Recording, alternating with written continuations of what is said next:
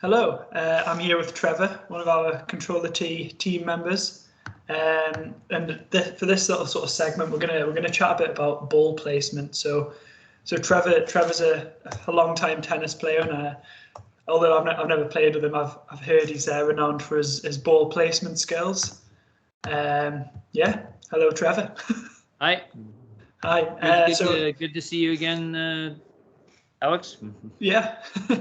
So how long have you been playing tennis for now? Just like a bit of an Well, I started when I was 10 years old. Didn't get really serious. Obviously, at the time you're just kind of just fooling around a bit. Like I said, yeah, wasn't serious. I had to. It was interesting because we didn't even have a tennis court, so I would be. We had a shared driveway, and I was hitting the ball against the side of my house. So there's not even room to take a swing. So I'd be learning how to volley right off the bat, yeah, with a continental grip. So it was kind of interesting story. Yeah. So from then, I guess what level are you kind of playing at now? I know you're doing a bit of coaching. Yeah. So I'm still doing coaching, between this and obviously the pro shop and teaching. Probably, and I'm playing like this is probably one of the summers I've played a lot, like outdoors. It's been beautiful out. So I would say 4 to a 4.5. Yeah. Okay. And I know that if I played maybe some over 50s, that I think I could get that up there, like at a nice solid 4.5. Okay.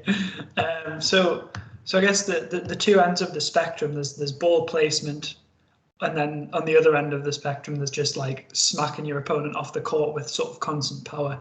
I guess Right. if ball strength's your sort of strength, how did you procure that over the years? Like, how did you develop that?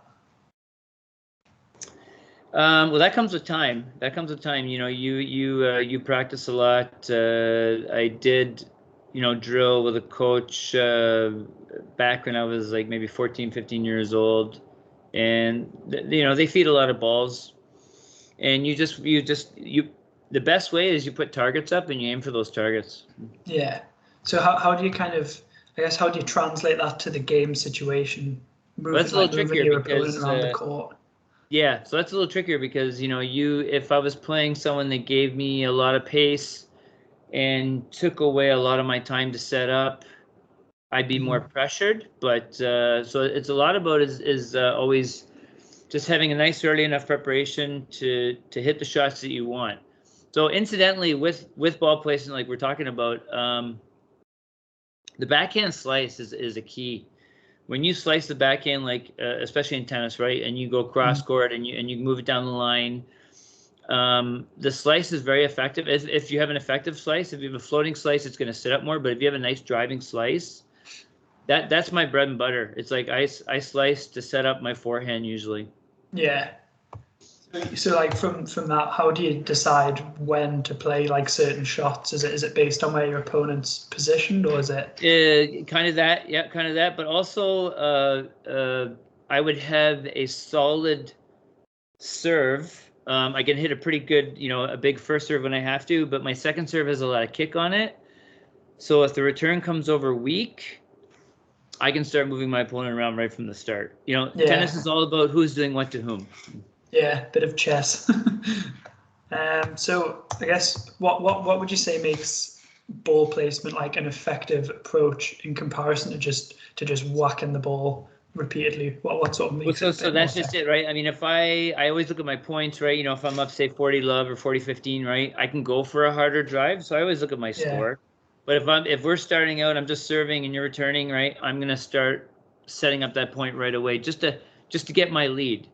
Now, if that's not working, right, then obviously I got to do a lot more thinking. But generally, the slice, like I said, is my key. Like the first serve percentage, I've changed some things on my first serve to actually make it a bigger weapon. And I always had a good second serve backup, like with a lot of kick. Yeah. So what I like about that is if I did hit a hard serve, again, depending on my score, if I hit like a hard serve, go down the tee, right down the middle, I can come in and volley behind that. I always have like really strong net skills as well. Yeah, so up close, like for the bit of touch. Yeah, you know, like drop volleys and whatnot, and depending on how I get my opponent out of position. Yeah. So I guess the initial question would be like, what advice would you give to players looking to improve their ball placement? Like, how would you tell them to sort of go about it? Well, I would say, like I said, targets is key, right? You set up like you could be in the one corner, you set up targets, right? Cross courts on the backhand. If they're not lefty like I am and they're righties, they might want to work more on forehand. But if they're working on forehand, they probably won't slice as much, but they'll drive. Like they'll hit topspin drives. Okay. Yeah. So I honestly, I would love to have more confidence on my forehand, but really it's just kind of my finishing shot. My backhand sets up everything. If I had a weak backhand, it would really hurt my game a lot. Yeah. Oh, well, yeah. Cheers, Trevor. I guess that kind of wraps it up. Okay, yeah, so that's great. I can't wait to do the next video. We'll talk about maybe some more things.